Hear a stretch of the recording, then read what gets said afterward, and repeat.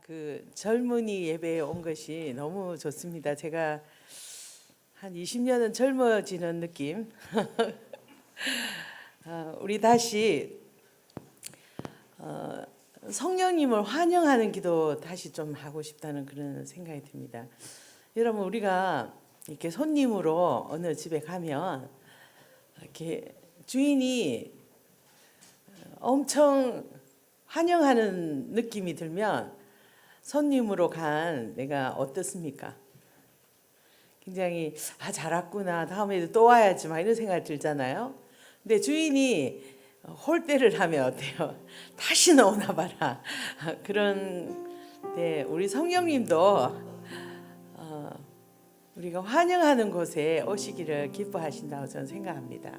그래서 이 시간 성령님께서 우리 이 젊은이 교회 가운데 또 이 시간 가운데 우리의 마음 가운데 오셔서 친히 이 시간 임재하여 주시고 한 사람 한 사람 주님이 친히 만져주시도록 그것을 우리가 요청하고 부탁하고 제발 그렇게 해주세요. 환영합니다. 오시옵소서. 그렇게 우리가 같이 기도하고 싶습니다. 기도하실까요? 정말 성령님은 이곳 가운데 임재하기 원하십니다. 그런데 때때로 우리는 그렇게 성령님을 환영하고 오시라고 막 하는데 성령님이 이곳 가운데 임재하고 싶고 내 삶 안에 이렇게 오시고 싶지만 그렇게 할 수 없는, 그러니까 우리의 마음으로 막 오시라고 하지만 결국은 성령님의 그 임재를 이렇게 우리가 손으로 막고 있는, 못 오시게 하고 있는 영역들이 있습니다. 그게 무엇일까요, 여러분?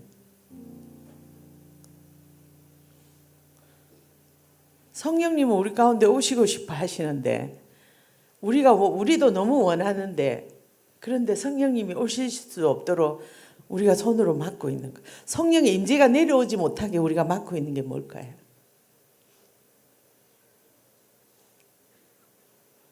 한번 얘기해 보세요. 뭘 것 같습니까? 그렇죠. 우리 안에 있는 죄. 그러니까 하나님은 우리가 죄를 가지고 있으면 우리 가운데 오실 수 없잖아요. 맞죠? 어떨 때 우리 가운데 오실 수 있죠? 우리가 회개야. 그러니까 성령님은 너무 오시고 싶은데 오지 못하게 우리가 이렇게 막고 못 내려오게 막고 있는 이 뭐냐 하면 내 안에 있는 죄. 그리고 그분이 일하시지 못하도록 방해하는 것들. 그런 것들이 뭘까? 그럼 내 안에 이 시간에 우리 각자가 성령님께 이런 물어봤으면 좋겠어요. 성령님, 이 시간 제가 당신을 열렬히 환영하고 이곳 가운데 임재하시기를 원하시고 내 심령 속에 당신이 오시기를 원하는데 혹시 제가 이렇게 성령님이 오시지 못하도록 내가 막고 있는 것이 무엇입니까? 우리 하나님께 이 시간 좀 물어봤으면 좋겠어요. 그래서 그것에 대해서 어떤 죄를 기억나게 하시거나 여러분 안에 혹시 누군가 내가 용서하지 못한 사람들이 기억이 나거나 뭔가를 기억나게 하시면 그것을 가지고 십자가 앞으로 나아가서 예수 그리스도 보혈로 나를 씻어주시도록 내가 회개하는 거예요. 그렇게 하고 나면 성령님이 우리 가운데 바로 임재하실 수 있다고 저는 생각합니다. 아멘. 이거를 우리가 치우면 그냥 바로 오실 수 있잖아요. 결국은 제가 많은 경우에 보면 그 성령님의 임재를 방해하는 것들이 바로 나 자신인 경우가 참 많더라는 거죠. 옆에 있는 저 인간 때문이 아니고 나. 자, 여러분, are you ready? 자, 우리 성령님께 물어보십시다. 무엇이 당신이 내려오지 못하게 임재하지 못하도록 내가 막고 있는 것이 무엇입니까? 자, 이 시간 우리 다 같이 조용히 눈을 감고 주님 앞에 우리가 나가십시다. 여쭤보십시다. 성령님, 이 시간 성령님께서 우리 가운데 오셔서 임재하시고 이 시간에 인도하시고 충만히 우리 가운데 임하시도록 내가 방해하는 것들이 무엇입니까? 하나님, 그것을 이 시간 우리에게 말씀하여 주시옵소서.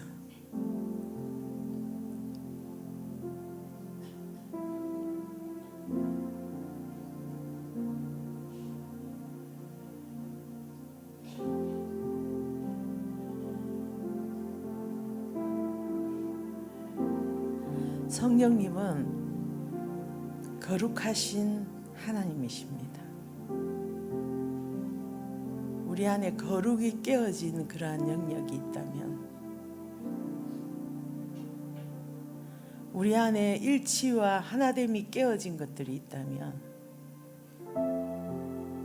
이 시간 주님의 그 십자가 앞으로 우리가 달려가십시다.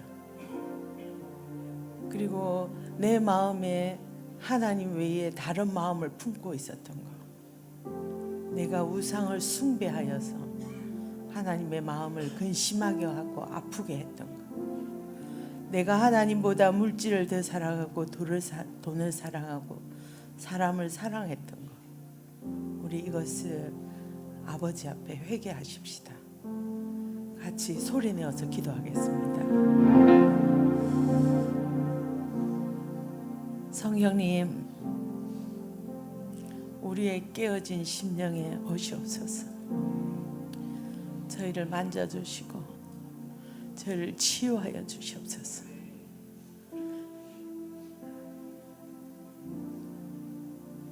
우리는 할 수가 없습니다. 우리는 어찌할 바를 모르겠습니다. 성령님, 당신만이 해답입니다.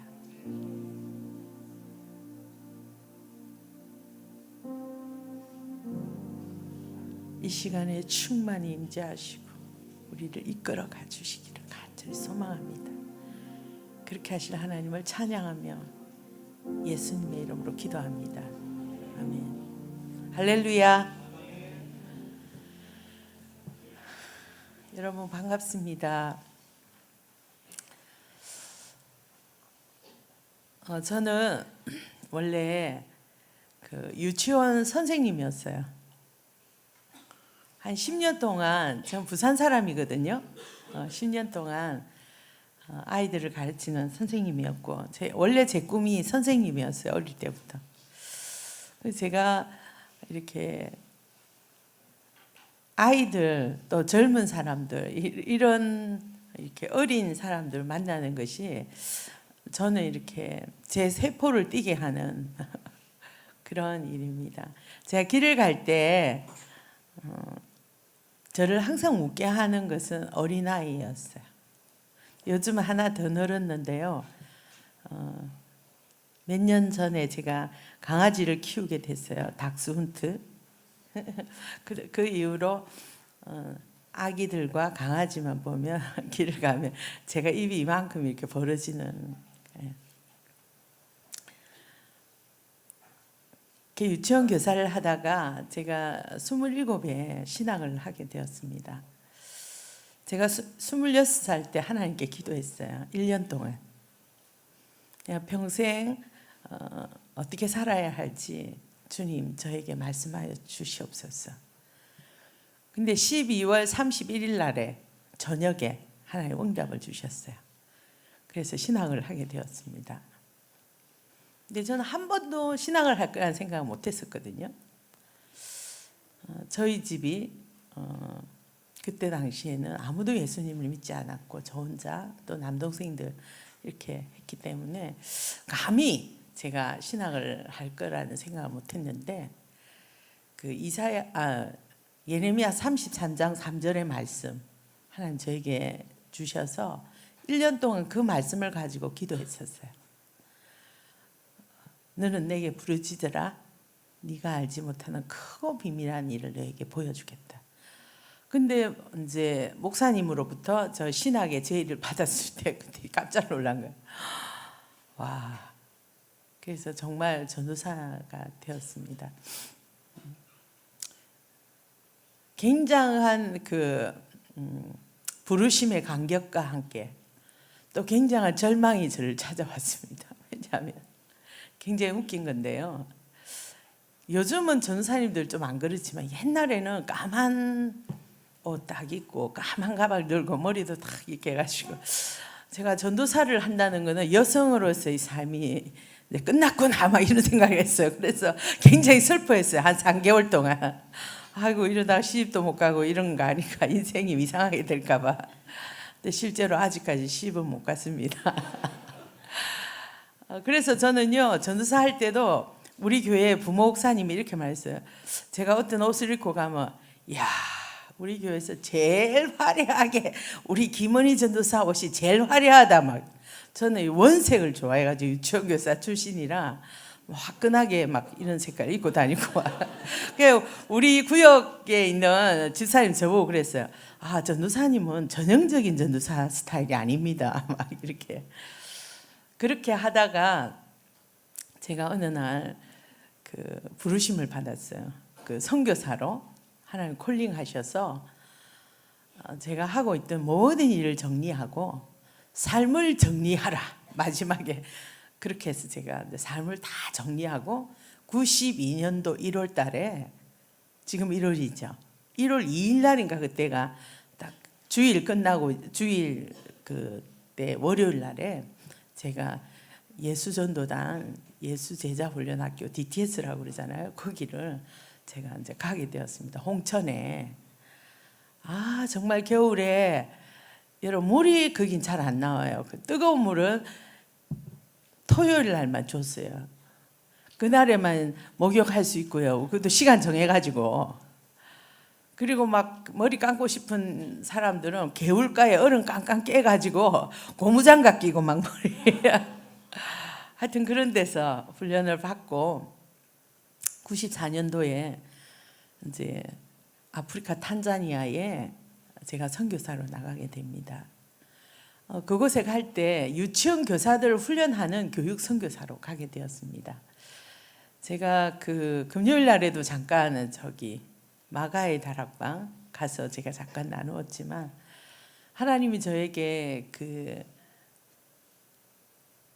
그때 당시에 30년 후가 되면 90억의 인구가 된다고 했는데 그때 45억의 인구가 그 젊은 세대라고 그렇게 말했을 때 아프리카 대륙만큼은 내가 맡아야 되겠다 생각하고 그 비전을 가지고 제가 아프리카로 갔었습니다. 그곳에서 이제 사역을 하다가 96년 8월 13일 금요일 밤에 99.99% 모슬렘 지역인 그 탕가 지역으로 가다가 마을 어귀에서 교통사고를 났습니다. 그래서 그때 제 한 팔을 잃게 되었습니다. 그날 밤에 바로 절단을 했어요. 그러면서 이제 제가 우리 지역에서 제가 아루샤라고 여러분 그 방주교회에서 파송하신 선교사님 아루샤에 고아원 사역하시는 선교사님 계시더라고요. 그 아루샤에 제가 94년도부터 96년도까지 살았습니다. 근데 그곳으로 돌아와서 이렇게 병원에 제가 있었습니다. 근데 그때는 제가 얼마나 피를 많이 흘렸는지 3명이 저를 수혈을 했어요. 그때 한국 팀들이 형제 3명이 수혈을 했는데 그때는 입술이 진짜 새카만 색깔이 되더라고요. 피를 너무 많이 흘려서 그런지. 그리고 이렇게 있으면요 이빨이 이렇게 아가가 이렇게 되는 거 너무 추워가지고 뚫려가지고 피를 너무 쏟으면 그런 증상이 있나 봐요. 그렇게 하면서 이제 그곳에 있었는데 제가 이 세상을 살면서 가장 슬펐던 시간이 언제였냐면 이제 제가 바로는 이제 한국으로 갈 수가 없는 거 체력이 딸려가지고 그래서 한 2, 3주 후에 팀이 돌아갈 때 같이 이제 가는데 제가 장거리 차를 탈 수가 없는 거예요. 우리 탄자니아 아루샤에서 지금도 그렇지만 보통 나이로비 케냐 거기에서 이제 그게 국제공항이니까 그쪽으로 우리가 가거든요. 5시간, 6시간 차로 가야 되는데 제가 체력이 안 되잖아요. 그래서 경비행기 있잖아요. 그걸 이렇게 타고 이제 가는데 제가 이제 그 경비행장에 가가지고 이제 제 몸을 이제 다 올렸는데 이 경비행기가 이렇게 이 탄자니아 땅에서 이렇게 다 이렇게 이륙하잖아요. 그때 갑자기 제 의사와 상관없이 제가 그 땅을 떠나는 거잖아요. 근데 제가 그 땅을 그렇게 사랑하는지 그때 처음 알았어요. 내 몸이 그 땅에서 떨어지는 그 순간에 이 안에서 오열이 터져 나오기 시작. 그런데 그 헬리콥터 소리가 그 경비행기 그 소리가 너무 커가지고 제 소리가 묻히는 거예요. 이거 좀 놔주셔야 되는데. 그래가지고 제가 정말 터져 나오는 거예요. 너무 가슴이 무너지는 거예요. 내가 이 땅의 사람들을 이렇게 사랑했구나. 저는 거기에 있을 때 제가 이 사람들 이렇게 사랑하는지를 다 미처 몰랐어요. 왜냐하면 너무 사람 많이 괴롭히니까 사람들이 해도 너무한다. 하여튼 그런 사건들이 굉장히 많았기 때문에 시간이 갈수록 지치면서 사람들을 보는 게 어려운 거예요. 막 맨날 어디로오고 맨날 눈만 뜨면 막 줄을 막 이렇게 서 있는 거 얻으려고 뭐 들어오려고 맨날 막 이 사람들을 거짓말 너무 쳐가지고 막 한 해에 막 장인 장모를 막 여러 번 죽이고 이러면 뭐 탈라고 자비가 필요하다. 뭐 장인이 아팠어, 장인이 돌아가셨어, 뭐 하여튼 너무너무 그렇게 하니까 막 이렇게 질리고 이러면서 제가 정말 이 땅을 사랑하는가조차도 제가 좀 잊어버리는 그런 시간들이 있었는데요. 그럴 때도 있었는데 그 몸이 이렇게 딱 이렇게 뜨는 그 땅에서 제 몸이 딱 분리가 되는 그 순간에 정말 제 안에 그 슬픔에 그 고통의 그 눈물이 막 그러는데 제가 이 세상을 제가 팔을 잃은 것보다도 그때 그 순간이 가장 제 삶 안에서는 슬픔을 경험하는 그런 시간이었습니다. 그리고는 이제 제가 한국으로 돌아왔죠. 그래서 한국에서 몸이 굉장히 나빴기 때문에 제가 이제 그 재활 치료를 이제 이렇게 했어요. 그러면서 제가 팔이 여러분 이렇게 탁 깨어지는 그 순간에 무엇을 생각했냐면 제 팔이 정말 이렇게 뼈가 막 이렇게 다 부서졌거든요. 그래서 제 눈을 다 본 거예요. 그때 제가 이것이 너무나 강력한 영적인 전쟁이라는 생각이 딱 들어서 머리를 딱 치면서 그렇구나. 그러면서 제가 적을 알고 나를 알면 백전백승인데 내가 너무 저거에 대해서 아는 바가 없었더라고요. 저도 전통적인 교회, 우리 교회 옛날 막 기타만 쳐도 우리는 막 이거 2단 3단 하는 막 그런 교회에 제가 자라가지고 뭐 그런 거 잘 몰랐어요. 근데 선교지 또 우리 그리스도인의 삶의 현장은 아주 강력한 영적인 전쟁터인데 그런 걸 잘 몰랐던 거죠. 그래서 대비를 못한 거예요. 방비를. 그래서 제가 그때 이 원수에게 내가 꼼짝없이 당했구나. 그래서 굉장히 제가 분했습니다. 두고 보자. 이렇게 물었어요. 너무 아파도 안 울었어요. 내가 울면 마귀가 너무 기뻐할 것 같아가지고. 그러면서 제가 그 병원에 딱 있으면서 그때 한국으로 왔는데 김포공항 그때 인천공항 없었어요. 김포공항에서 저를 이제 춘천 베드로 병원이라는 그 병원에서 저를 섬겨줬어요. 춘천으로 다 가가지고 거기서부터 제가 연구하기 시작했어요.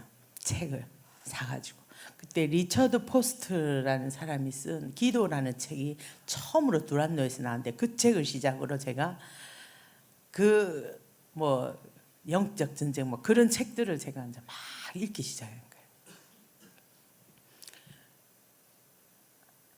그러고는 이제 한국에서 이제 제가 투병 생활이 이제 시작된 거죠. 근데 제가 저걸 알고 나를 알면 백전백승이라고 해서 이거에 대해서 내가 연구해야 되겠다. 책 막 열심히 보고 있는데 갑자기 이제 그 뉴스가 하나 떴습니다. 예수전도단 제주 열방대학에서 영적 전쟁 학교가 열린다는 거예요. 아이고 할렐루야. 그래서 제가 원서를 딱 냈어요. 그리고는 이제 그 학교에 제가 입학을 하게 됩니다.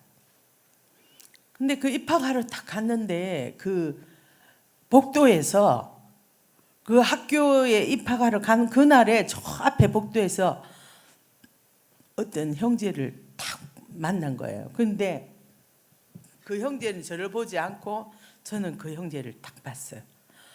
근데 저도 모르게 얼굴이 이렇게 딱 돌아가는 거예요. 그 형제가 누구냐 하면 탄자니아에서 제가 사고 났을 때 제 차를 운전했던 형제인 거예요. 이제 이 형제가 이제 교통사고를 낸 거죠, 한마디로. 근데 그 형제를 딱 보는 순간에 무슨 원수를 외나무 다리에서 만난 듯한 그런 이상한 그게 들면서 고개가 나도 모르게 이렇게 딱 돌아가는 거야. 안 보고 싶은 그거 있잖아요. 그래서 저는 깜짝 놀랐습니다. 제가 사고 났을 때 그렇게 하고 한국에 들어와서 병원 생활하고 이렇게 할 때 한 달 동안 그쪽 집에서 아무도 찾아오지 않았어요.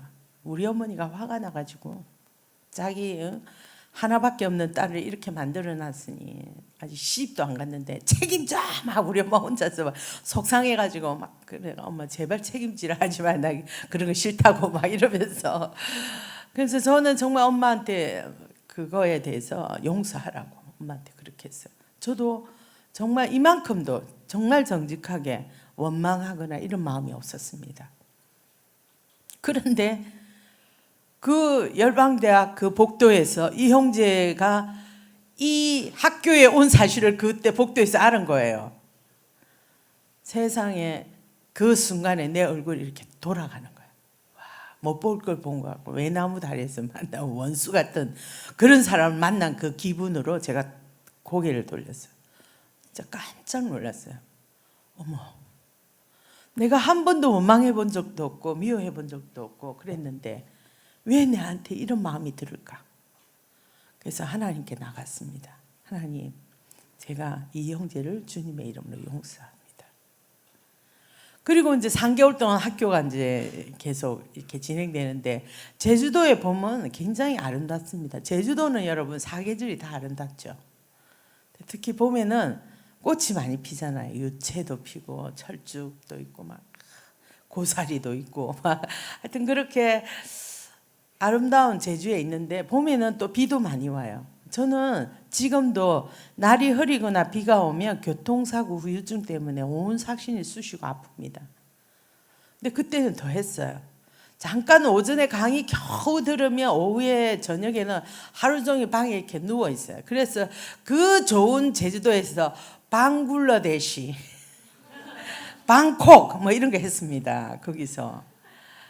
그러면서 그런데 이 형제는 20대 초반이니까 얼마나 혈기왕성해서 막 이렇게 열정적으로 사람들하고 어울리고 돌아다니고 막 이렇게 나는 방에서 이렇게 힘들어가지고 누워있고 이렇게 어떤 때 항상 애니타임은 아니고 간혹 야, 참 나만 이렇게 십자가를 지고 가는구나 그런 생각이 들을 때 제 마음이 좀 섭섭한 그런 마음이 들었어요.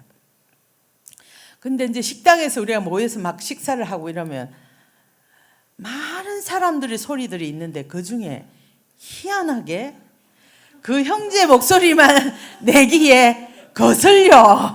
걔 목소리만 거슬리는 거야. 뭐 이렇게 막 그냥 장난치고 막 아이들 그러는데 왠지 걔 소리만은 내기에 딱 거슬리는 거야. 왜 저래? 막 이런 짜증나는 거 있잖아요. 그러면 제가 또 주님 앞에 가서 주님, 제가 지난번에 용서했는데 대체 이거는 뭡니까? 근데 아무도 모르죠. 이거는 나 혼자만 아는 거예요. 그것도 주님 앞에 가서 이 형제를 주님의 이름으로 용서합니다. 그러기를 여러분 3개월 동안 했습니다. 제가. 그래서 이제는 드디어 졸업식 날에 수료식을 하는데 우리 교장인 목사님께서 이렇게 말해요. 자, 여러분 오늘 한 명씩 졸업생들 다 나와가지고 한 명씩 졸업 소감을 좀 얘기해 보라고 한 거예요. 제 차례가 됐습니다. 근데 저는 이제 예수전도단에서 이 사건은 굉장히 유명한 사건이었기 때문에 제가 이제 앞에 나가서 이 사건을 완전 종식시키기 위해서 이렇게 말했습니다. 여러분, 제가 여러분 앞에서, 여러분 증인들 앞에서 제가 이 형제를 주님의 이름으로 용서합니다. 이렇게 선포. 박수 쳐야죠. 사람들이 박수를 막 쳤어요. 그리고 이제 다 끝나. 그날 저녁에 이 형제가 어떤 자매를 하고 둘이 같이 저를 찾아온 거예요. 누나 할 얘기가 있어요. 그래. 뭔데? 그러니까 이쪽으로 오래요. 그래 저한테 이제 비밀을 얘기해 주는 거예요. 자기 둘이 오늘부로 이제 결혼을 전제하에 사귀기로 했대. 그러면서 저한테 이제 그 비밀을 얘기해 주는 거예요. 그래서 제가 그 얘기를 딱 듣는 순간에 그 자매를 딱 쳐다보면서 너 하나님 음성 제대로 들었니? 정말 제가 너무너무 놀랐습니다. 여러분, 전체 앞에서 이제 다 용서한다고 이제 선포까지 다 했는데 몇 시간 앉아있어서 밤에 여전히 내 마음이 이렇게 돼 있는. 여러분, 저는 그때 저라는 이 인간을 이해할 수가 없는 거예요. 대체. 그래서 그날 밤에 잠을 잘 수가 없는 거예요. 그래서 제가 뭐 이상한 꼴방 같은데, 창고방 같은데 기어 들어가가지고 하나님께 항의를 했습니다. 대체 하나님, 어떻게 된 겁니까? 내가 이렇게 끊임없이 3개월 동안 용서를 했고 오늘 아침에는 전체 앞에서까지 내가 공포를 다 했는데 왜 아직도 내 마음이 여전히 이러냐고. 근데 갑자기 하나님이 이렇게 무슨 슬라이드 쫙 이렇게 필름 지나가듯이 제가 얼마나 죄인인지에 대해서 하나님 쫙 이 필름을 보여주기 시작해요. 저는요, 죄인은 죄인인데 조금 고상한 죄인인 줄 알았어. 내가 왜 나만 가는 선교도 가고 내가 이렇게 헌신하니까 난 조금 고상한 죄인인 줄 알았어요. 그런데 여러분, 그 시간에 제가 얼마나 추악한 죄인인지 하나님 저를 보여주시는 거예요. 그런데 하나님, 사람들이 그때 당시에 이렇게 말씀을 제가 뭐 전한다거나 이렇게 되면 사람들이 이렇게 소개를 하는 거예요. 여러분, 탄자니아에서 그 영혼들을 사랑해가지고 한 팔을 바친 선교사님을 소개하겠습니다. 여러분, 제가 아까도 얘기했지만 저는요, 그 영혼들을 사랑해가지고 내 팔을 하나 떼줄 만한 그런 사랑이 내 안에 없는 것을 저는 너무나 잘 아는 사람이에요. 이 머리카락 많은데 이거 한 줌 뽑아가지고 줄 만큼 전 그런 사랑이 없는 나 자신을 제가 너무 잘 알아요. 근데 하나님, 왜 이런 얘기를 내가 듣게 하냐고. 하나님이 네가 그렇기 때문이 아니고 앞으로 네가 이런 사람이 되라고. 내가 그 시간에 제가 회개하고 이제 졸업했잖아요. 헤어졌죠. 그 형제는 지금 생각하니까 아마 이 인천 쪽에 있었던 것 같네.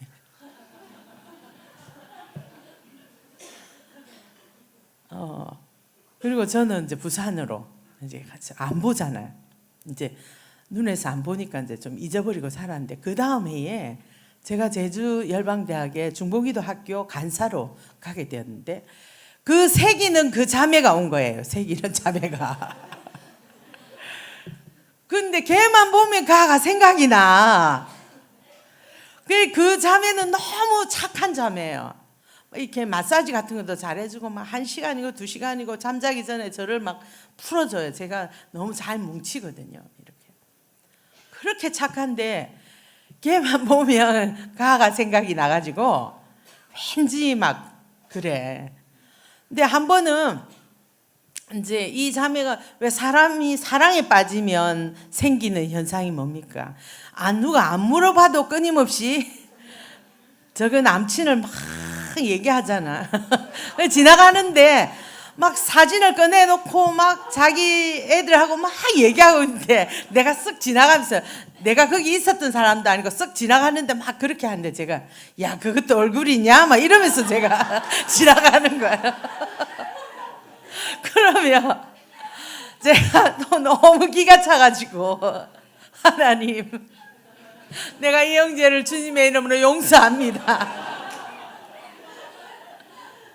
여러분 웃을 일이 아니에요. 제가 얼마나 심각한 줄 아세요? 해를 지났는데도 또 그러고 있잖아 내가.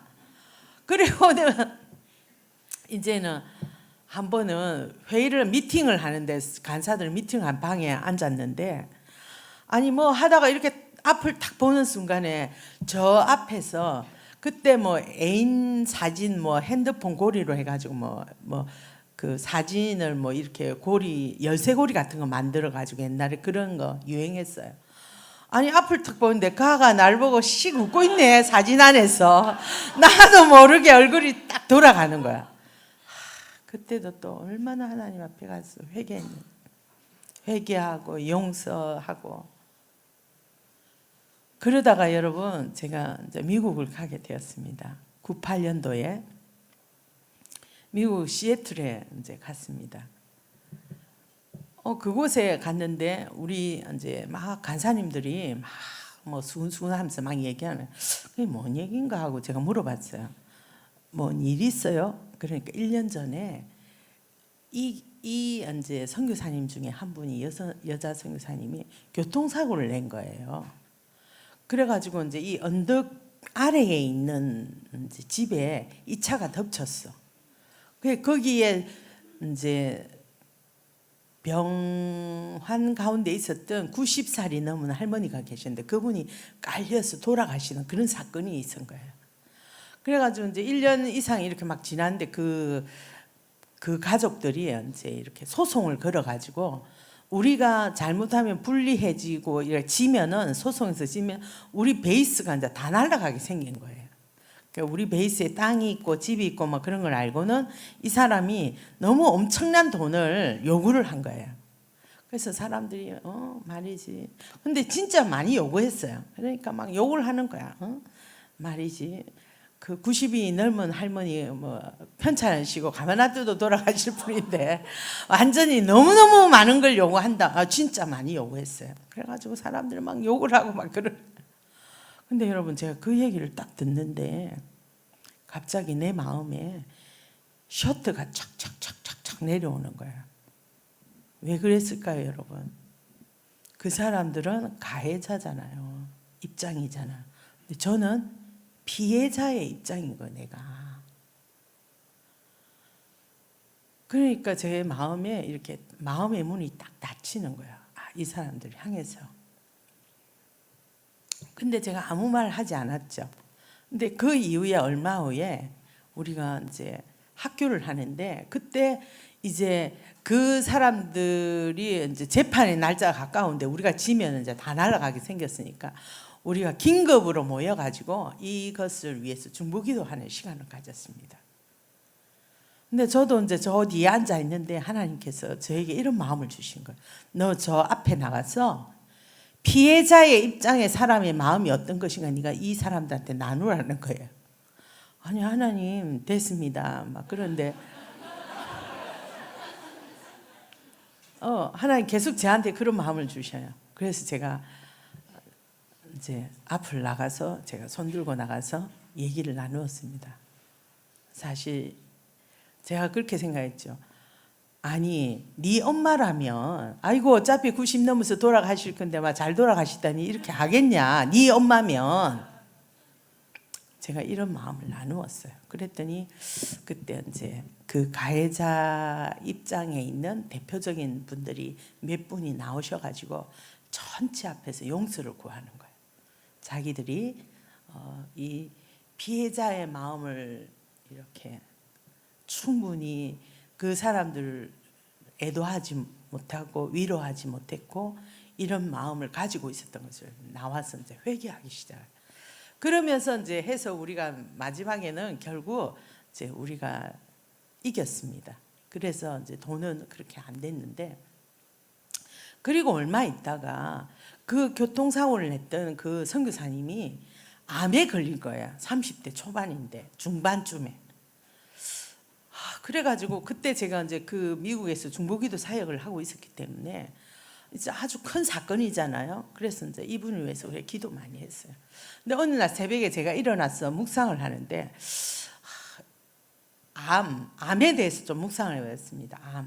우리가 암 이러면 첫 번째 우리가 드는 게 뭡니까? 스트레스와 굉장히 이렇게 연결된다 그러잖아요. 그래서 제가 생각해 본 거예요. 아니 대체 이 젊은 여자가 무슨 스트레스를 그래 많이 받았을까 생각해 본 거예요. 뭐 엄마 아버지로부터 뭐 이렇게 상처를 받았던 거 있을 것이고, 뭐 학교 다니면서 부모 형제들끼리 학교 다니면서 친구 뭐 선생님한테 상처받은 것도 있을 것이고, 아직 뭐 시집 안 간 거 보니까 첫사랑 실패도 좀 했을 것 같고, 혼자서 이제 막 이렇게 가는데 이 사건 앞에 딱 오니까 한 생각을 하게 된 거예요. 여러분, 선교사가 사람을 살리려고 왔는데 자기의 부주의로 인해서 실수를 해서 사람을 죽였으니 이게 얼마나 충격적인 일이겠습니까? 치명적인 거. 그래서 이분이 사고 나고 난 이후에는 1년 더 가까이 그 선교지를 떠나 있었답니다. 그 충격에 의해서. 그래가지고는 제가 그 사건 앞에 딱 섰을 때 저도 모르게 제 마음 이 가장자리에서 봄눈이 녹듯이 이렇게 마음이 꽁꽁 얼어있던 그 마음이 조금씩 이렇게 녹아내리기 시작하니까. 왜? 저는 피해자인 나만 어렵다고 생각했거든요. 그런데 가해자의 입장에 있는 사람도 이렇게 고통스럽겠구나 하는 것을 그때 알게 된 거예요. 그리고 얼마 있다가 99년도에 북한을 사랑하시는 하나님이란 책을 우리 오대원 목사님이라는 분이, 예수전도단 창설하신 목사님, 미국 목사님이 책을 내셨어요. 그래서 제가 그 책을 가지고 이렇게 묵상을 하는데 첫날에 이사야 40장부터 66장의 말씀을 가지고 26일 동안 북한을 위해서 기도하는 묵상 기도책입니다. 그 책의 첫 장을 탁 펼쳤는데 이사야 40장의 말씀 1절부터 쫙 묵상을 하는데, 위로하라, 내 백성을 위로하라. 그들의 복역의 때가 끝났고 죄악의 사함을 입었느니라. 그 말씀을 가지고 묵상을 하는데, 하나님이 우리가 묵상에서 제일 중요한 적용이 뭘까요? 중요한 것이 적용입니다. 그죠? 답을 다 가르쳐줬어. 에이. 그래가지고는 제가 적용을 뭘 했냐면, 하나님이 내 백성을 위로하라는 거야. 어디 갔어요? 차이나에 가라는 거야. 그래서 진짜 저는 그 말씀을 적용하기 위해서 중국에 갔습니다. 그래서 그 접경 지역 있잖아요. 압록강, 백두산, 두만강, 그 우리 국경지대 거기를 돌면서 이제 북한을 위해서 기도해요. 그 가서 한 게 이겁니다.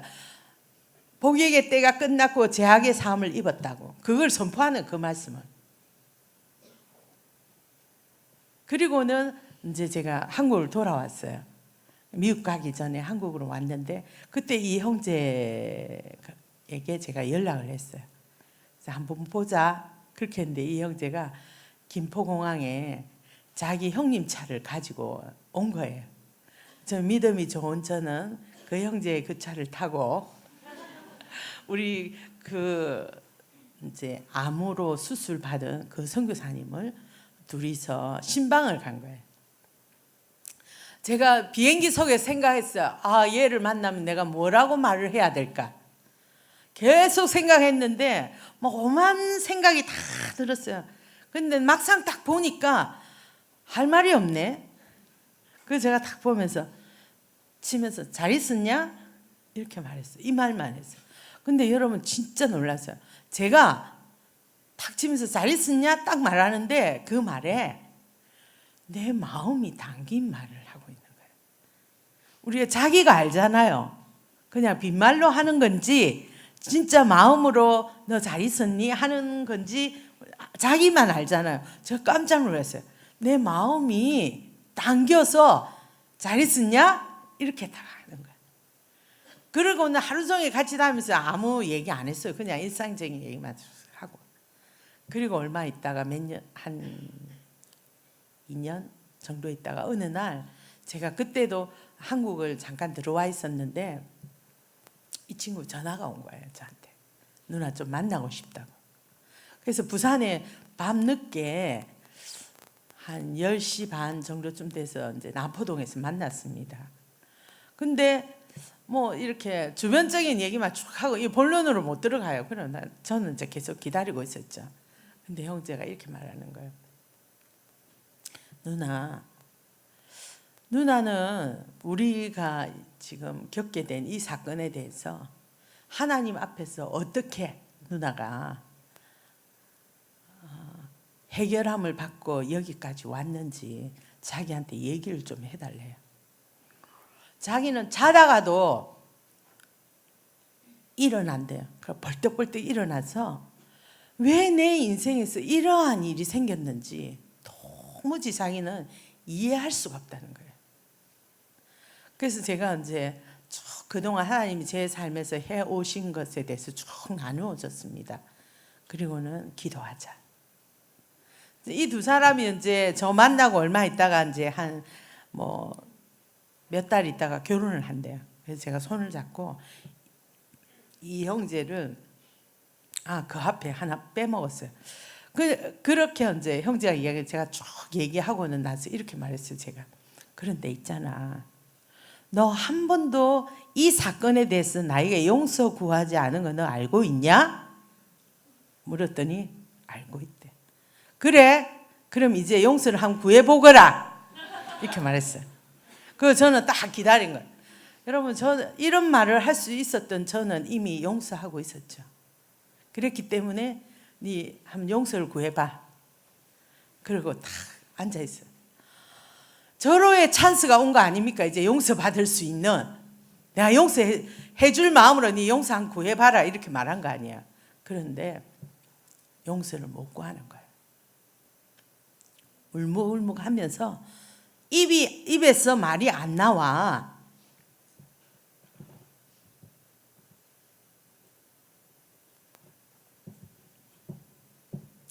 옆에서 자매님은 막 열심히 중보기도 막 하고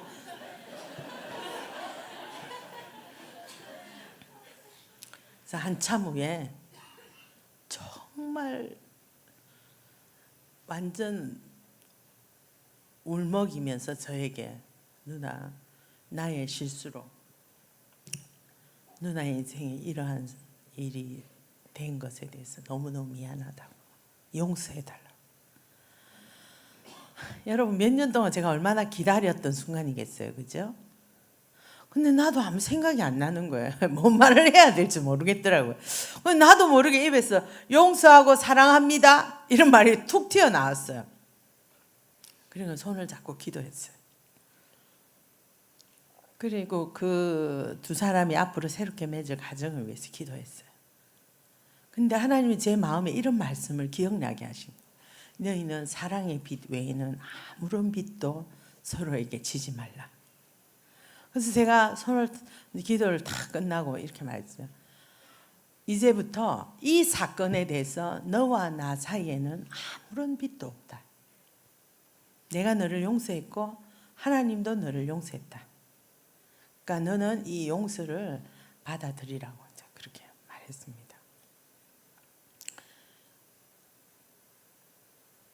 용서에 제가 이것을 이렇게 이제 그때가 수요일이었는데요. 이제 이 과정을 딱 이렇게 거쳤는데 그 전에 하나님 저한테 이런 마음을 주셨거든요. 너가 이 문제가 해결이 되면 내가 너를 이제 용서의 강의를 하게끔 할 것이다. 그 수요일 날 제가 이제 그런 사건이 있었는 거예요. 그 이후에 그 다음 날 저한테 전화가 왔어요. 강릉에 있는 어느 교회, 강릉에서 제일 큰 교회래요. 그 교회에서 선교 헌신 예배에 강사가 갑자기 뭐 저기 서울의 장신에 있는 아주 뭐 유명한 이름만 되면 다 아는 강사님이 캔슬을 했대요. 그래가지고 저한테 섭외가 들어온 거예요.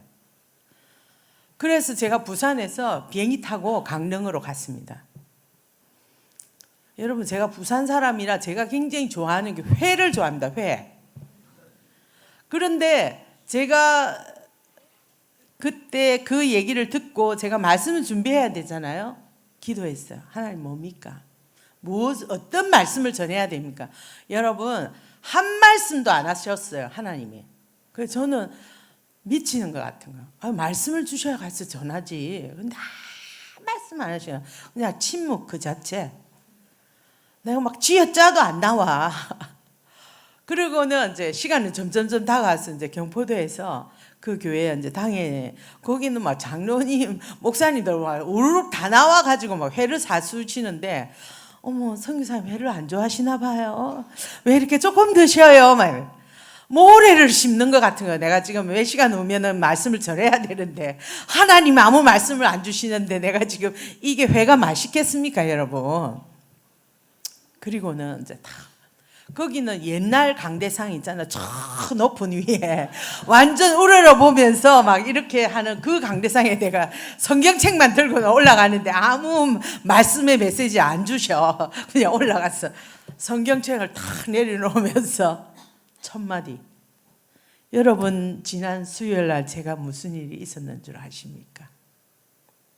거기서부터 2시간 동안 하나님이 이 말을 함과 동시에 마지막 기도까지 성령이 다 말하게 하셨어요. 그런데 그 교회가 굉장히 크더라고요. 앞에서 긴데 2시간 동안 다 한 사람도 움직이지 않고 찌죽은 듯이 쫑 집중해가지고 그 얘기를 다 듣고 기도하고 흩어졌어요. 아, 저는 이제 그제서야 배가 고파보기 시작한 거야. 그래서 경포대에 그 교회 무슨 어떤 성도님 펜션에 제가 호텔인가 뭐 거기 얻어줘가지고 저 혼자서 경포대 바가 폭죽을 터뜨리면서 혼자서 막 놀았어요. 그때 이제 제가 알게 됐죠. 그 교회가 건축을 하고 있었는데 완전히 쪼개진 거예요. 반으로. 당회가 반으로 쪼개지고 완전히 이렇게 돼가지고 완전히 교회가 이제 완전 부서지기 일보 직전이었던 거예요. 근데 제가 가가지고 용서하라고 가기를 한 거예요. 하나님이. 듣도 보도 못한 어떤 여자가 와가지고 하나님 그것을 첫 번째로 저에게 그 메시지를 전하게 하셨습니다. 그 이후에 수많은 세월이 흐른 후에 오늘 제가 여기에 왔다는 거 아닙니까? 여러분, 제가 그 형제를 용서하는데 진짜 많은 시간이 걸렸어요. 그러면 내가 첫 번째 용서했을 때 그거는 용서가 아닌가? 어떨 것 같아요, 여러분? 그것도 용서한 거예요. 내가 의지적으로 용서한 거예요. 그런데 왜 몇 년이란 세월이 흐를 때까지 계속 내가 용서합니다, 용서합니다, 용서합니다, 용서합니다. 그 어느 날 내 묵상하게 되었어요. 여러분, 그 베드로가 예수님께 말했죠. 나한테 그 잘못한 형제를 제가 7번 용서하면 되겠습니까? 물어봤죠. 그러니까 하나님 뭐라고 말씀하셨죠? 예수님 뭐라고 말씀하셨죠? 크게 얘기해 보세요. 7번씩 70번이라도. 그럼 77, 49, 490번을 용서해. 이거는 뭡니까? 무한대로 네가 용서하라는 그런 말이잖아요. 저는 그 말씀을 묵상하면서 내가 한 사람을 완전히 용서하는 데는 490번 아니라 더 많은 시간에 내가 용서한다는 그것이 필요하다는 것을 제가 이 사건을 통해서 배우게 됐습니다. 우리는요, 한 몇 번 하다가 그냥 말아요. 한두 번 하다가 그냥 치워요. 그랬는데 보세요. 비슷한 상황이 될 때 그 자매가 그 형제와 단지 사귀는 사이인데도 이 자매만 보면 그 형제가 제가 생각이 났잖아. 뭐 그런 식으로 어떤 비슷한 상황이 되거나 비슷한 사람을 만나거나 그렇게 하면 나도 모르게 울컥하고 또 이렇게 올라오는, 내가 용서했는데 또 내 안에 이렇게. 그래서 용서라는 것은 한 번에 되는 게 아니라는 거죠. 그래서 그때 내가 용서했습니다. 근데 그 이후에 또 비슷한 일, 왜 우리 야구장 동전 넣고 하는 야구장에 가면 돈이 체크닥 500원짜리 들어가면 어떻게 해요? 공이 확 날라오죠. 그러면 어떻게 해야 내가 안 맞습니까? 방망이로 쳐내면 어때요? 안 맞죠, 내가. 근데 그거 안 치내면 어떻게 되죠? 어디에 와가지고 나를 어디를 칠 줄 몰라요. 그것처럼 째깍 하는 무슨 사건이 딱 있을 때 나도 모르게 속에서 확 올라오나, 내가 용서하나 봐라. 내가 죽어도 용서하지 않을 거야. 막 이런 거 있잖아요. 그런 것들이 나도 모르게 막 울컥울컥 올라오는 거야. 한 번 용서했다고 그것이 끝나는 게 아닙니다. 내가 용서했다면 그거는 KTX로 보면 1호차, 2호차가 용서한 거예요.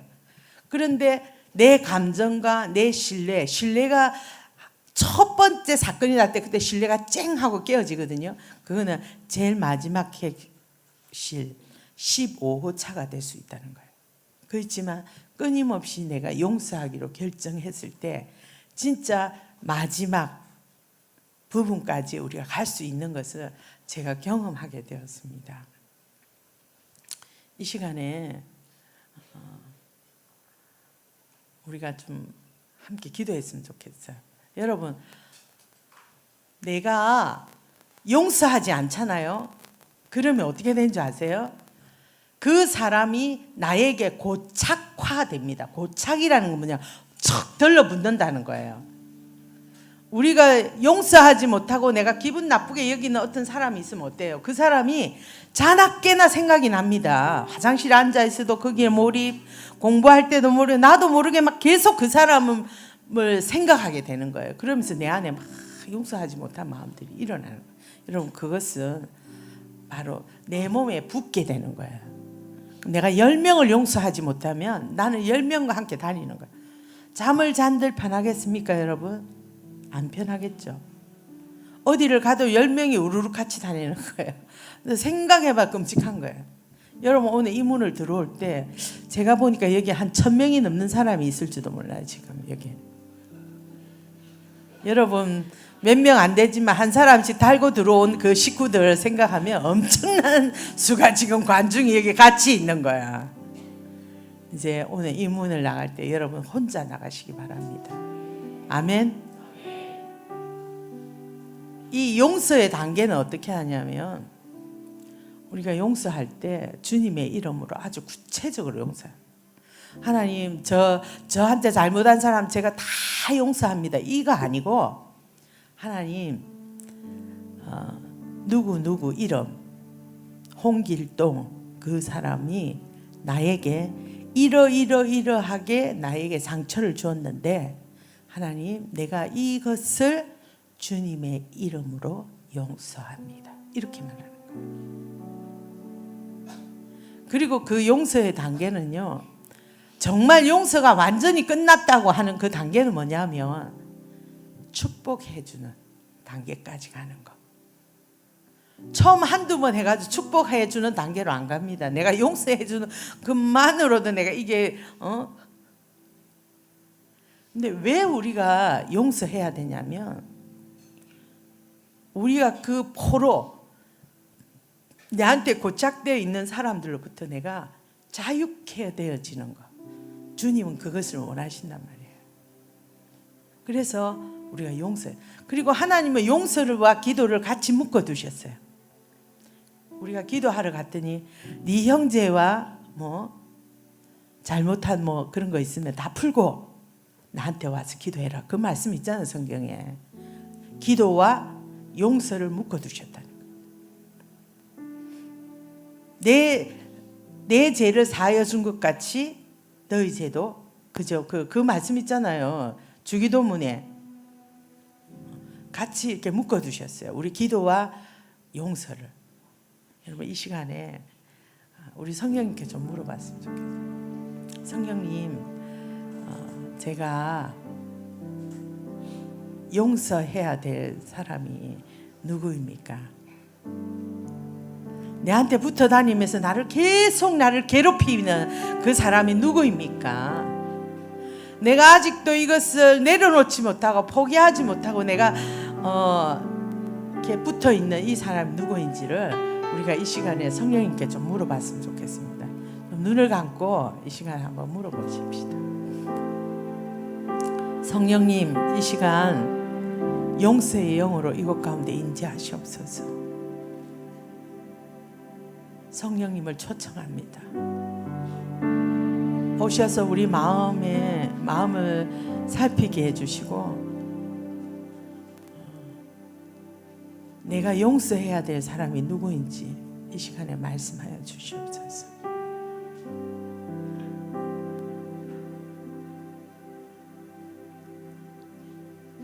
우리가 용서해야 할 대상은요, 우리의 부모님, 우리의 형제 자매, 또 우리의 선생님들, 내 친구들, 그리고 어떤 사람들은 또 나라와 또 민족에 대한 거,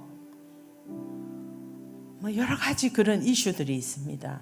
그것에 대해서 이 시간이 성령님이 보여주시도록 이 시간에 요청하고 성령님이 말씀해 주시면 여러분 그 사람의 이름을 구체적으로 나에게 상처 준 그 사람을 주님의 이름으로 용서하는 기도를 같이 하도록 하겠습니다. 여러분 용서는 항상 양면이 있습니다. 우리가 용서해야 할 사람들이 있는 반면에 우리는 또 우리가 상처를 준 영혼들이 있어요. 여러분 피해자는요 또한 가해자가 됩니다. 그래서 내가 이제는 반대로 내가 용서를 구해야 할 사람은 하나님 누구입니까? 내가 상처 준 사람이 누구입니까? 이 시간 우리가 다시 또 성령님께 좀 물어보십시다. 성령님, 이 시간 우리가 용서를 구해야 할 사람 누구입니까? 내가 상처받은 것만 아파하는 피해자 의식을 버리고 내가 피해주고 내가 가해를 그래서 내가 상처 준 그 사람은 누구입니까? 내가 정말 회개하고 또 내가 용서를 구해야 할 그 사람이 누구인지 말씀해 주시옵소서.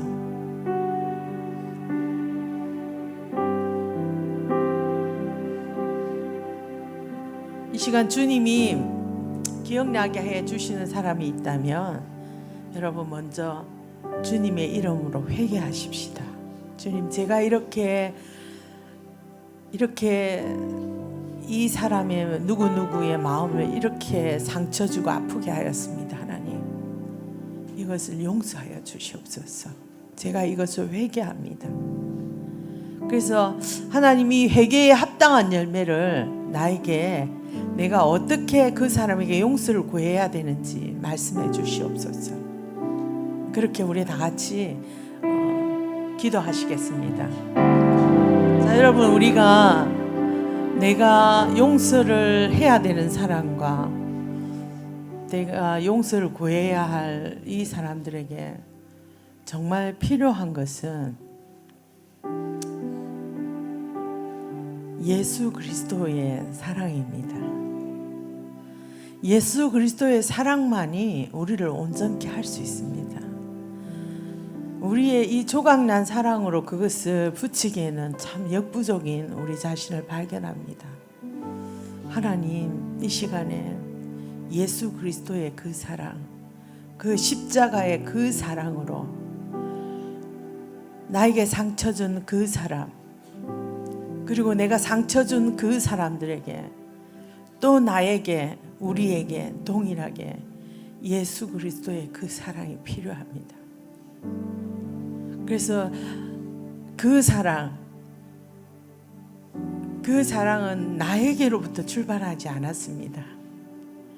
그 사랑은 위로부터 온 것입니다. 나를 먼저 사랑하신 그 예수 그리스도의 그 사랑, 하나님 우리 가운데 부어 주시옵소서. 그래서 우리 가운데 강과 같이, 은혜의 강물과 같이 우리 가운데 흐르도록 그렇게 초청하면서 우리 같이 기도하도록 하겠습니다. 아멘. 자, 이제 마지막으로 제가 한 가지 더 나누고 마치도록 하겠습니다.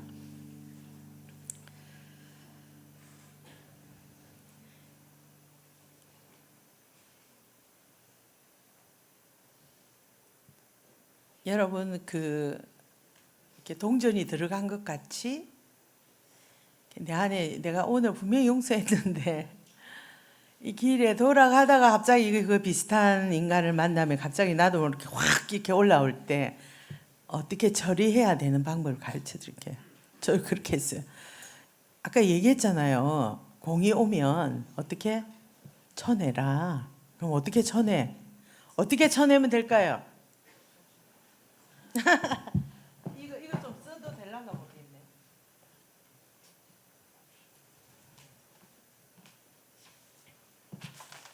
이거 공이라고 칩시다. 공이라고. 자, 공이 날라옵니다. 그러면 어떻게 하라고요? 어떻게 하냐면 방망이 다음 들어보세요. 자, 방망이 있다 생각. 두 팔로 들어야지. 두 팔로 딱 세게 쳐내야 될 거 아니에요. 홈런. 자, 준비됐습니까? 그러면 이제 공이 딱 날라오면 어떻게 쳐내냐면 용서합니다 하고 이렇게 치는 거예요. 아멘. 자, 한번 연습해 봅시다. 시작. 공이 갔다. 그렇게. 아시겠죠? 내 안에 그런 것이 딱 울컥 올라오면 그거를 또 받아가지고 막 묵상하고 생각하고 막 깨씻고 막 이러면서 하는 게 아니라 그 생각이 울컥 올라오는 순간에 어떻게 용서합니다 이렇게 딱 말을 하는 거야. 그러면서 쳐내요. 그러면 어떻게 나한테, 내가 가만히 있으면 와서 나를 친단 말이야. 그러면 내가 또 막 피 흘리면서 내가 다시는 용서하는 바라 이러면서 막 나도 모르게 막 이렇게 되거든요. 그래서 아시겠어요? 자, 연습해 봅시다. 자, 방망이 들고 하나 둘 셋. 아멘. 용서합니다라는 방망이로 쳐내는 거예요. 아멘. 제가 재작년에 벌써 1년이 가가지고 이제 재작년이라는 단어를 써야 되는. 제가 지금 중국 단동에서 사역하고 있습니다. 북한을 위해서. 그런데 이제 상해에서 저한테 연락이 왔어요. 중보기도 학교를 열어달라고. 그래서 제가 중보기도 학교를 개척하러 재작년 8월 달에 상해에 갔습니다. 그래서 12월까지 있으면서 학교를 했는데 그때 제가 이 학교를 준비하는 과정 가운데 하나님이 주제가 뭡니까? 하나님, 우리 학교의 주제가 뭡니까? 물어봤을 때 하나님이 연합이라고 말씀하셨어요. 그래서 제가 계속 이제 연합. 근데 뭔가 하나 더 있는 거예요. 대체 뭡니까, 하나님? 연합 다음에 뭐가 있는 것 같은데요. 근데 어느 날 이제 새벽에 잠을 탁 깨는데 하나님 단어를 주셨어요. 그게 화해였습니다. 그래서 그 주제로 12주 동안 학교가 열렸는데요. 강사들이 이렇게 제가 11주 동안 강사를 다 섭외했어요. 그랬는데 강사들이 여러 강의 제목을 가지고 왔는데 그때 이재진 목사님도 우리 강의하러 오셨어요. 근데 다 강사들이 희한하게 강의가 마지막에 가면 딱 한마디를 이번 주 강의를 한 단어로 얘기한다면 제가 딱 보면 예배인 거예요. 예배. 뭐 중보기도도 예배, 영적 전대도 예배, 뭐 모든 게 뭐 십자가도 결국은 예배, 이걸 다 끝나는 거예요. 그때 제가 알게 되었습니다. 하나님이 이 중국 땅 안에서 받으시기 원하시는 것이 바로 예배구나. 예배가 키입니다, 여러분. 예배. 그리고는 마지막 주쯤 돼서 어느 강사가 오셔가지고 이런 얘기를 합니다. 여러분, 우리는 강한 용사들이에요. 아멘? 에이, 저는 아닌데요. 이렇게 하는, 이쪽에 몇몇 형제님들이 뭔 소린가? 그렇게 하시는. 왜냐하면, 우리 주님이 강한 용사죠. 맞습니까? 그러면 우리는 그 반석에서 떠인 돌이잖아요, 우리가. 그러니까 그 DNA가 반석이란 말이에요, 우리는. 그러니까 예수 그리스도 그분, 강한 용사이신 그분의 DNA를 받은 게 우리라는 거. 그러니까 나도 강한 용사인 거예요. 지금 좀 비실비실해 보이지만 실제로 나는 강한 용사라는 거예요. 여러분, 우리 강한 용사로 또 우리가 이렇게 그리스도의 군사로 부르심을 받은 우리들은 사실 용사들은 굉장히 강력한 강점을 가지고 있습니다. 이 세상에 태어난 모든 사람들, 여기에 계신 모든 사람들은 아주 강력한 강점을 가지고 태어났어요. 어떤 사람은 섬김을 잘하는 사람, 어떤 사람은 다 그런 걸 다 가지고 태어났습니다, 우리가. 그런데 그 용사에게는 강점이 있는 반면에 또 어떤 게 있어요? 약한 것이 있는 거예요. 이 세상에 아무리 강력한 사람도 다 약한 점을 가지고 있습니다. 아멘? 아멘 맞습니까? 저기 뒤에? 맞아요. 아멘? 예. 우리는 다 약한, 저도 되게 이렇게 보이지만 사실 저도 굉장히 약점이 많은 사람이에요. 우리나라의 아주 유명한 그런 목사님들도 보면 약점이 많아가지고 막 TV에도 자주 등장하시고 이러시죠. 근데 이것이 우리 안에 있는 우리의 약점이라는 거예요. 근데 용사가 적과 싸울 때 여러분 이 강점을 가지고 싸우잖아요. 우리가 그리고 여기 어떻게 해요? 갑옷을 쫙 입잖아요. 그래서 방패를 가지고 우리가 막 싸웁니다. 그런데 우리가 적과 싸울 때 마지막에 죽을 때 한번 그 장면을 한번 생각해 보십시오. 어떻게 죽나요? 뒤에 누가 와서 칼로 등에 딱 비수를 꽂거나 어떻게 화살이 뒤로 날라와가지고 어디 구멍을 딱 뚫어가지고 거기 하거나 항상 보면 취약점이 어디냐면 내 등 뒤에라는 거죠. 왜 저는 생각했어요. 하나님 왜 눈을 네 개를 만들어가지고 말이지 앞뒤로 다 봤으면 내가 저기 앞에 오는 것만 우리 볼 수 있잖아요. 뒤에 오는 거 못 보잖아요. 그죠? 왜 하나님 이렇게 만들었을까? 뒤에도 눈을 만들었으면 우리가 이렇게 하면서 막 다 이렇게 무찌를 텐데 근데 왜 우리를 이렇게 만들었냐는 거예요. 그러니까 우리는 이 앞에 강점이 있는 반면에 이 뒷면에는 우리 모두가 그 허점, 약점을 가지고 있다는 거예요. 그럼 우리가 어떻게 하면 윈윈 할 수 있을까요? 우리가 사극에서 보면 갑자기 두 사람이 이제 적과 이제 이렇게 대결을 하게 되면 어떻게 돼요? 딱 두 사람이 짠 것처럼 등을 서로 딱 맞대는 거 보죠? 사극 안 보셨나 봐. 그런 거 보셨죠? 이거는 두 사람일 때 우리가 그러면 내 뒤에 한 사람 쓰는 거야. 저기 자매님 한번 올라와 보세요. 그러면 나는 앞을 볼 수 있잖아, 앞을. 그런데 내 뒤는 못 보잖아요. 그럼 이 자매님이 여기 없어요. 내 뒤에 붙어보세요. 자, 이러면 나는 앞을 여기를 볼 수 있지만 이 자매님이 뒤에는 눈이 없잖아요. 그럼 원수 와가지고 이렇게 공격할 수 있어요. 그러면 내가 이렇게 탁 막아주는 거야. 그럼 내 뒤를 이 자매가 이렇게 딱 등을 붙이는 거. 이렇게 하면 어떻게 해요? 윈윈 할 수 있겠죠. 서로가 이렇게 돌면서 저기 오는 대로 우리가 다 이렇게. 그래서 이 자매는 나 때문에 보호가 되고 나는 이 자매 때문에 보호가 되는 거예요. 제 인생 가운데 제가 이 강의를 딱 듣는데 저는 여러분 내가 뭐 이렇게 하다가 어떤 사람을 딱 보면 강점이 있을 때 굉장히 제가 이렇게 호감이 가지만 어느 날 아주 치명적인 약점을 보게 되면 나도 모르게 마음이 확 다쳐버리는 거예요. 그 상대에 대해서. 그러면서 이렇게 탁 돌아서는 거예요. 등을 돌리는. 다시는 그 사람하고 안 하고 싶은 거예요. 왜? 해보니까 너무 아프고 상처가 되고 이렇게 하니까 다시는 이 인간하고는 끝! 이렇게 하고. 제가 이렇게 참 제 자신 많이 살았더라고요. 그러니까 어느 날 가보면 어떻게 되나, 그런 사람의 끝은 어떻게 되냐면 혼자 코너에 혼자 있게 돼요. 성경에 전도서에 이런 말씀이 있지 않습니까? 한 사람이면 패하겠거니와 두 사람이면, 한 사람이 넘어지면 어떻게? 또 한 사람이 동무가 일으켜주고. 그래서 삼겹줄은 끊어지지 않는다는 거예요. 아멘. 그래서 제가 그 원리를 배우게 됐습니다. 그래서 요즘은 제가 저거 안 돼 이러면서 제가 등을 돌렸던 사람들에게 요즘은 제가 등을 붙이러 갑니다. 왜? 저 자신을 위해서, 또 그 사람을 위해서. 그래서 등을 딱 붙이러.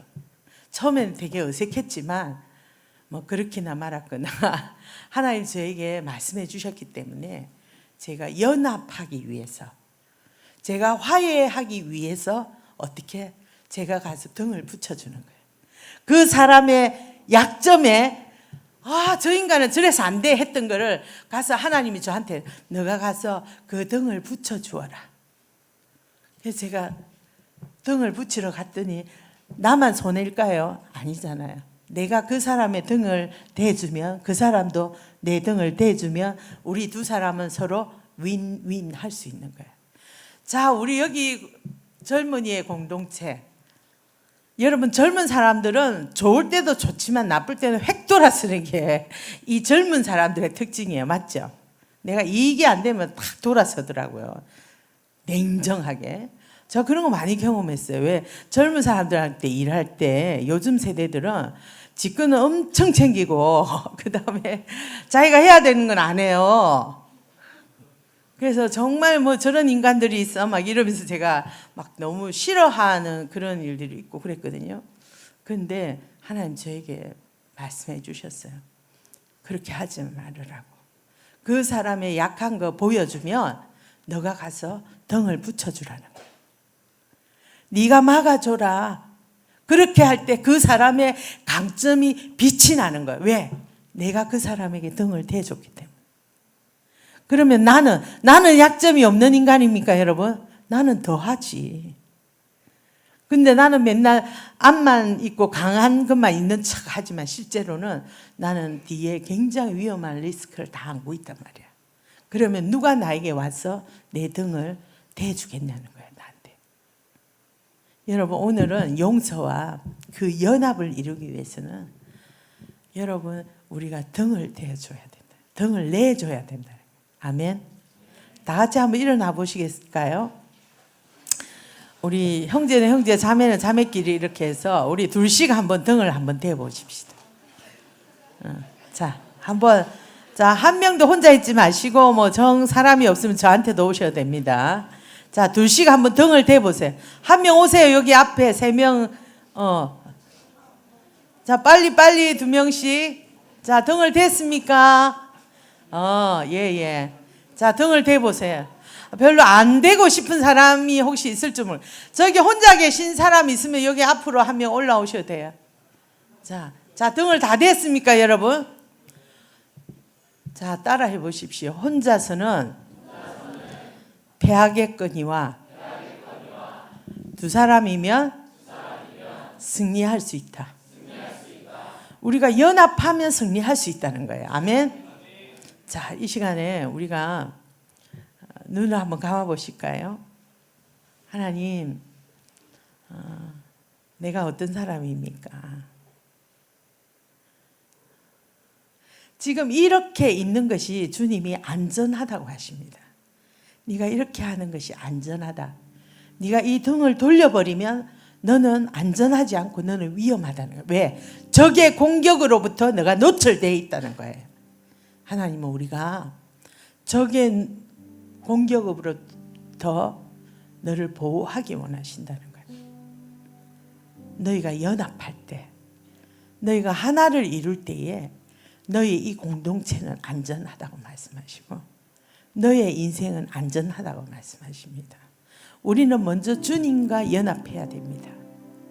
그리고는 우리 지체들과 연합해야 됩니다. 하나님, 제가 이렇게 연합하기보다는 상대의 연약한 점을 보고 내가 등을 돌렸던 그런 사건들이 기억나는 것들이 있다면 하나님, 이 시간 제가 회개합니다. 하나님, 제가 다시금 내 등을, 내가 돌렸던 그 사람들에게 내 등을 내어주겠습니다.